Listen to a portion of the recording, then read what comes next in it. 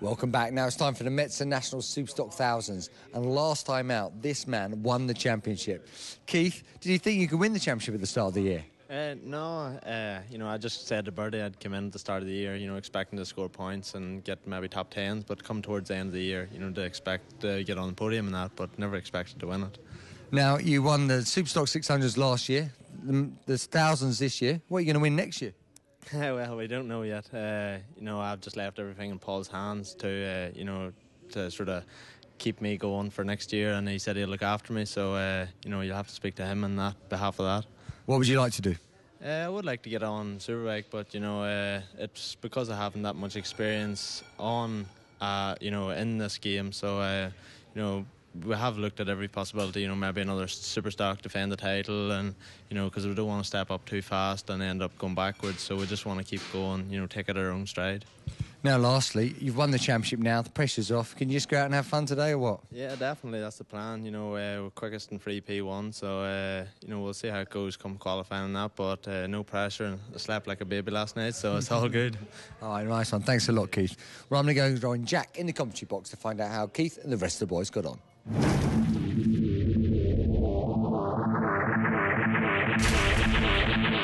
The Paget's Honda of Adam Jenkinson is on pole position. PJ Jacobson, the American for Taiko Suzuki, is second. Lee Costello, Silverstone winner, third. Dan Johnson in fourth place. Second row, Keith Farmer, newly crowned champion, ahead of Jimmy Storer. After that, third place, Leon Morris and Victor Cox. Row three, David Johnson, John McGuinness, Hudson Kenner and Jonathan Railton. And row four, Steve Brogan, Steve Mercer, Howie Mainwaring and Paul and Dan Neen. The final race of the season for the 1000cc stockers here, and looking for a good start off the front row of the grid. PJ Jacobson gets it, but the winner from Silverstone, Lee Costello, who never qualified on front row of the grid, the short, stocky lad from Bolton, said he was filling his trousers at the prospect of facing an empty track and was just hoping to get a decent start. At the front with a decent start, Jacobson, well, not for long. He gets cut under as they go round Druids Hill Bend and drop down to Graham Hill Bend onto the Cooper Straight.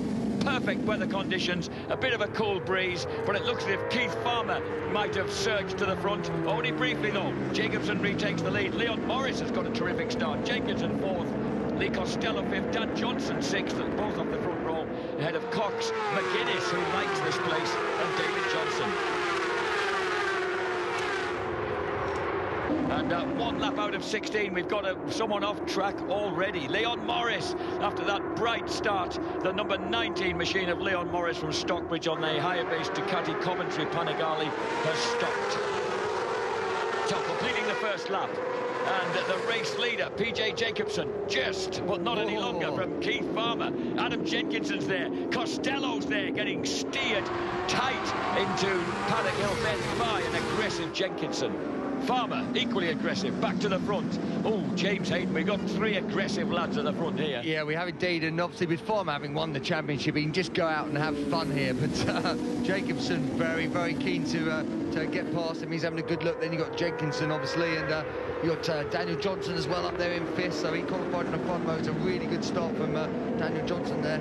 So Johnson from Reading on the Jones Dorling Racing GDR Kawasaki. The yellow machine there is just ahead of the bright green bike of Victor Cox as we go surging down. Here's Lee Costello. He's found an absolute burst of form in the late season here, having changed from 125 GP onto the 1000 Superstocks at the tail end of 2009, adapting during 2010 and 2011. Where this form has come from, even he doesn't know. No, I mean, he was absolutely brilliant. One last time out at Silverstone, and there he is in third spot as we speak. He's just doing a great job. He looks so comfortable. A big moment there for just the track drops away a fraction, and just as he was on the throttle there, Jacob said he just dipped and came back again a fraction. PJ Jenkinson being watched for the first time in the UK by his dad Keith, who's also with his American team manager. They've come across to watch this meeting at Brands Hatch as we watch Farmer try and wheedle his way underneath again, and he does confidently down Paddock Hill Bend. So the championship's already wrapped up with number 303 Keith Farmer, but there's a battle on for third. Here comes Costello. Costello just slices through beneath Jacobson. Oh, someone went straight on. We had some people going straight on as we watched that big moment for Jacobson going through Sheen Curve. Oh, nice little slide there back in the pack. So onto the third lap of 16, another rider goes down, and that was going into Druids. Yeah, it looked like it was a little coming together as they went in. He got stood up and... That's number 54, I think, who's gone down. Jimmy Storer! It was Jimmy Storer. So Jimmy Storer's outside chance of third in the championship has just been binned at Druids Bend. Well, that means the man who's currently in sixth spot on the green bike, Victor Cox, who's the only man to have finished in every race so far this season. That means Jenkinson underneath Jacobson there. That was no holds barred stuff in the Westfield. He was indeed. He's been dumped up a little bit on these last couple of laps. So this is Jenkinson down making his move on the Paget Honda. Pushes Jacobson back to fourth place. Keith Farmer at the front. Lee Costello, who was surprised with his success at Silverstone. He said, well, all we did was put a stiffer spring in the back. He said, I qualified 12th. This is number 39. Costello going for the lead as they go through clearways into the Clark Curve. And the man who turns 26 on October 23rd from Bolton hits the front on the Halsall Racing Kawasaki. His first season on Kawasaki. But straight away a response from the Clocker Bullet. Yeah, I mean, racing in this class is unbelievable. We've got 40 riders out there, and look at this. We've got the top 10 are within a second and a half. It's so tight. We've got number 66 out as well. That's Steve Mercer from Maidstone, very local man on the DPM Suzuki, or rather off the DPM Suzuki. Point here at the moment. Jacobson has sneaked his way back to the front.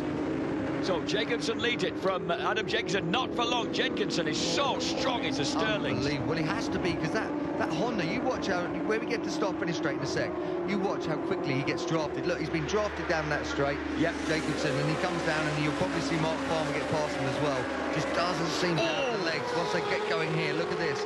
And what a collision course they were on there for a moment. But there you are, you're right. Farmer once again is able to go underneath. Jenkinson, this letting the brakes off round the outside thing fascinates me. Surely you're braking as late as you can. How do you make the corner when you let your brakes off? Well, it's not, I mean, you're not fully letting them off. You're just easing them a fraction while still braking really hard just to try and make it difficult or make yourself wide. There was a hand. And that was Costello apologising to Mainwaring because he was really late on him into Druids, and he took the apex off the tall Cheshireman. And of course, being buddies from way back as schoolboy motocrossers, he decided to wave him a quick apology.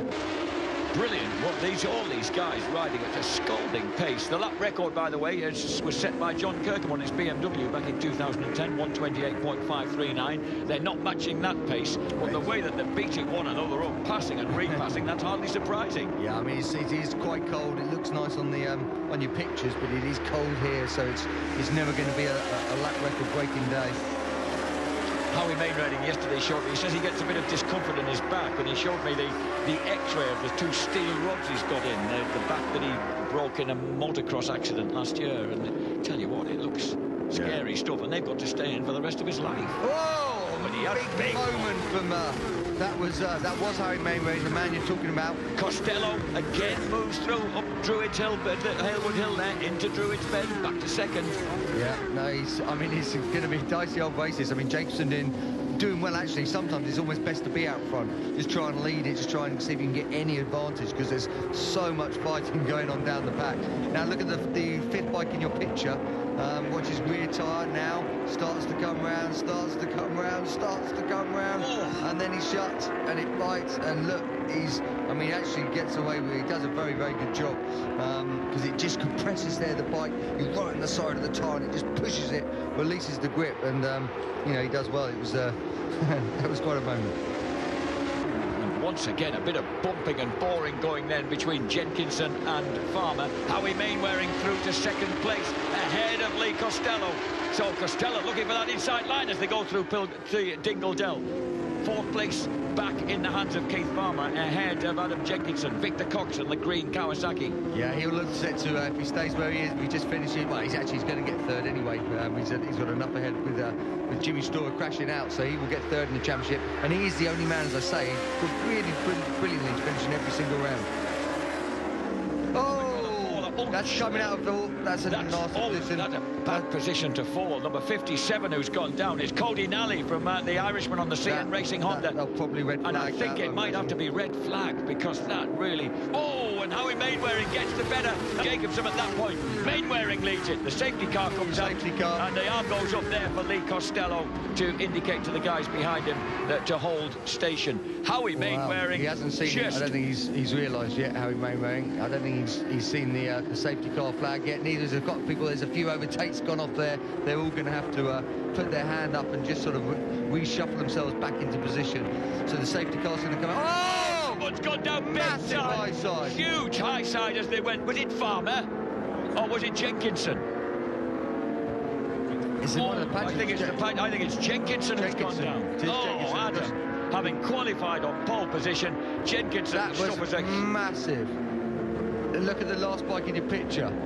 Oh, tell you, that is just a massive crash. Horrible accidents. It's like Jenkinson gets led off, obviously feeling rather second-hand after that. That was a massive impact. No, that was. He just got on the power wheel, spun out. I mean, it was slightly weird that the way that went. Look, the incident's been cleared there, so we're going to probably see... We haven't seen the safety car yet. When the lights go out and come on that lap, it's probably going to get one more lap in. But the good news being, obviously, everyone's okay, and this race that was red hot is going to restart. So the front three at the moment then, Mainwaring, Jacobson and Costello.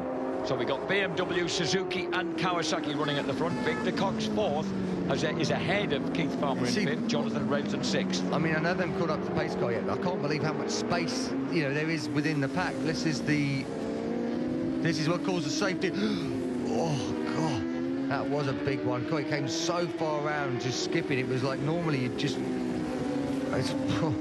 It's come a long way around. Luckily, the rider is okay. And the bike had just stayed far enough off the line, James. Just strayed far enough to the left for everyone to cut through safely. And look at Howie Mainwaring coming through to third position. So he's regrouped. Has he got a fraction wide? Costello cutting it back. No, can't quite do it there. Ooh, huge weave. The booking Taiko Suzuki in second place as he tries to get the better of Farmer. He has certainly got speed. And Costello gets nabbed then as they cross the line. I think that might be Jonathan Railton, number 77, who got through. Is a fellow Kawasaki rider. But at the moment it's Kawasaki, Suzuki, BMW. Whoa! And down goes Lee Costello. Was that Costello or was it one of them went down? It was Costello into Railton. I think Costello might have Costello lost the front going into Druids, took Railton with him. Well, I think actually he pulled it really tight, and I think he hit the paint on the inside. Look at the bike on the inside, the red and white one, comes in, and I think he gets... Oh, no, he loses the front, then he loses the back, and then it clips out, and poor Jonathan Railton has got nowhere to go. Luckily, they're both all right, and just, you know, a racing incident. Unlucky because he's been brilliant. They've both been brilliant in this race. Unlucky guys. So that means we're down to three really likely contenders here. It's Farmer, Jacobson, Mainwaring at the front, and it's at the moment Kawasaki, Suzuki, BMW. What a riotous race. We're on the 15th lap of 16, the penultimate lap of the season for the National Metzeler Superstock 1000 Championship. And Jacobson wants that inside line into Sterling's, tries to do the same as the already retired Adam Jenkinson does into Sterling's. Doesn't quite work. As they come out here now. Yeah, we're going to be starting the last lap. Farmer's in the lead. Jacobson is between these three now, but Mainwaring is not out of it. He's better in this, you know, that last part of the circuit seems to lose a fraction, and he builds it. He's a little bit wide there. Oh, Jacobson, going to have a look up the inside here. No, Farmer's late on the brakes. Ooh, Mainwaring had to come from a long way back because he just lost a bit of time down in the dip as he came out of Paddock Hill Bend. So the chances for overtaking are getting less and less. Now we go along the Cooper Straight, and then it'll be uphill on left-hander at Surtees. Jacobson is quick there, has made passing manoeuvres there before. Now it's going to be down Pilgrim's Drop and the huge swoop up Hawthorne Hill. The important thing is getting a good run out of here. There is a passing opportunity at the end of this straight up the inside, and I think Jacobson's going to do exactly that. He pulls out, we're going to see him brake. No, Farmer's excellent into there, doesn't give him the opportunity. Again, there's another opportunity as we come out of here in the right-hander. He's having another big look. Oh, into Westfield. Well, it's going to be the last few corners then, Jack. It's going to be very crowded out there. Look how fast those two leaders are out of the turns. Howie not quite able to live with them at that point, but closes up on the brakes. Oh, Jacobson's really working there. You saw it snaking around on the brakes. Now, what he's going to do here, he's just got to try and keep with him, maybe see if he goes a fraction wide and squared off to the line. So as they go into the final turn here, through Clearway, through the Clark curve, Keith Farmer, it looks as if he is indeed going to score his 5th race win of the season. The reigning champion, the newly crowned champion, takes victory for Rapid Solicitors Kawasaki. Is that an omen of what's to come today? Second for PJ Jacobson on the Taiko Suzuki. Third place, Howie Mainwaring on the build-based BMW. But a delighted Keith Farmer, the toothy Ulsterman, wins here at Brands Hatch to crown his winning year in style. Congratulations to him from the 5th place, Victor Cox, who also seals 3rd place in the championship. What a race. So the results of an outstanding final race of the season for the Metzeler National Superstock 1000 Championship in association with Black Horse. Keith Farmer eventually runs out the winner for Kawasaki ahead of PJ Jacobson and Howie Mainwaring. Hudson Kenner grabbed a late 4th place. That's South Africa nosing in there ahead of Wiltshire's Victor Cox. Daniel Johnson from Reading in 6th. 7th for Australian Patrick Metcalf, ahead of the TT legends Morecambe bricklayer John McGuinness, and James Hillier is 9th ahead of Peter Ward in 10th place. A lot of Kawasaki's up there in the top 10.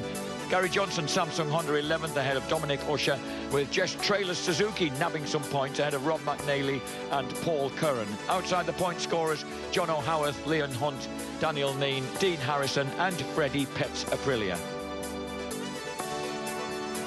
So for final standings, after 13 races of hectic Superstock 1000cc action, it's Keith Farmer who wins it handsomely by 50 points from the absent Jason O'Halloran. Victor Cox seals that 3rd place. Jimmy Storer remains 4th, just from the unlucky Lee Costello, who crashes out at Druids Bend with 2 laps to go. Howie Mainwaring moves to 6th place ahead of his non-starting teammate Steve Brogan.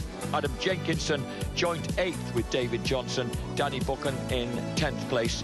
11th for PJ Jacobson after his 3 races in the series ahead of Gary Johnson, Jonathan Railton. Dan Johnson moves to 14th ahead of Patrick Metcalf, Joe Burns, John McGuinness, Freddie Russo, Lee Johnston and Hudson Kenner. More tight racing there from the thousands. Join us after the break for the Monster Energy Motostar Championship.